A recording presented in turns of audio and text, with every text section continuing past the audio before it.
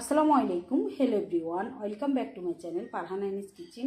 আজ আমি হাতে মাখা পাবদা মাছের ঝোল রান্না করব এবং রেসিপিটি আপনাদের সাথে শেয়ার করব। চলেন দেখিয়ে দিই।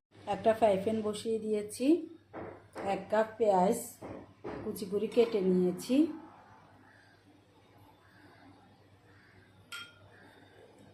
5-6টা কাঁচামরিচ 2 ভাগ করে নিয়েছি, দিয়ে দিচ্ছি।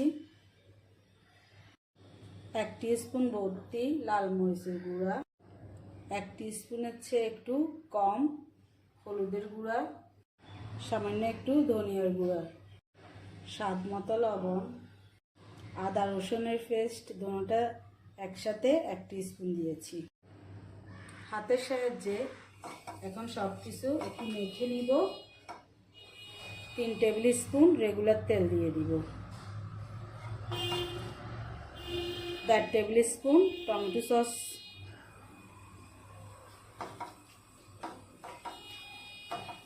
ভালোভাবে মেখে নিয়েছি। 300 গ্রাম পাবদা মাছ নিয়েছি, ধুয়ে পরিষ্কার করে পানি ঝরিয়ে নিয়েছি। পাবদা মাছগুলো দিয়ে দিচ্ছি। আজকে পাবদা মাছের ঝোল রান্না করব। মাছগুলো সব কিছু মশলার সাথে মেখে নিচ্ছি। মাঝারি সাইজের একটা আলু নিয়েছি কেটে, এইভাবে করে আলুটাও দিয়ে দিচ্ছি। আলুটা ভালো লাগলে দিবেন, না হলে স্কিপ করতে পারেন।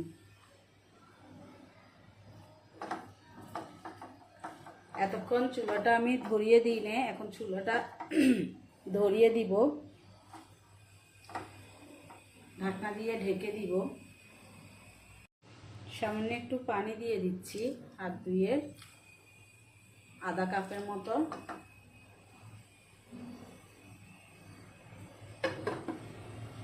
ঢাকনা দিয়ে ঢেকে চুলাটা ধরিয়ে দিচ্ছি। মিডিয়াম হিটে 10 মিনিট রান্না করব। 10 মিনিট পর ফিরে এলাম। ঢাকনাটা উঠিয়ে একটু নাড়িয়ে দিব। আর 1 থেকে 2 মিনিট এইভাবে রাখবো। 2 মিনিট পর জলগুলো একবারে শুকিয়ে গিয়েছে, একটু লবণ চেক করে নিচ্ছি। লবণও ঠিক হয়েছে। এখন গরম পানি অ্যাড করে দিচ্ছি 2 কাপ। যে কোনো তরকারির সাথে গরম পানি দিলে তরকারি কিন্তু স্বাদটা দ্বিগুণ বাড়ে।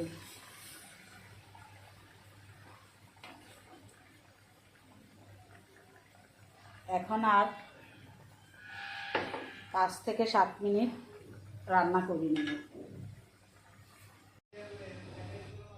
3 থেকে 4 মিনিট পর ধনিয়া পাতা দিয়ে দিচ্ছি, 1 টেবিল স্পুন।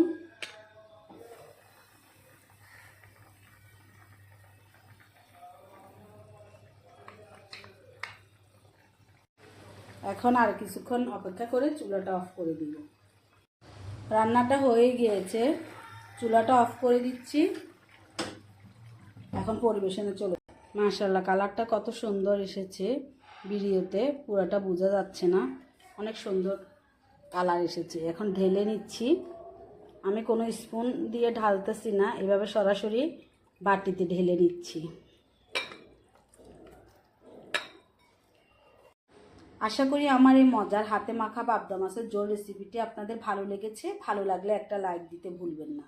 আপনি যদি আমার ইউটিউব চ্যানেল থেকে ভিডিওটা দেখে থাকেন, চাইলে চ্যানেলটা সাবস্ক্রাইব করে রাখতে পারেন। আর ফেসবুক পেজ থেকে ভিডিওটা দেখে থাকলে পেজটা ফলো দিয়ে রাখতে পারেন। ভালো থাকবেন, সুস্থ থাকবেন। আবারও দেখা হবে নতুন কোনো রেসিপি নিয়ে। আল্লাহ হাফেজ।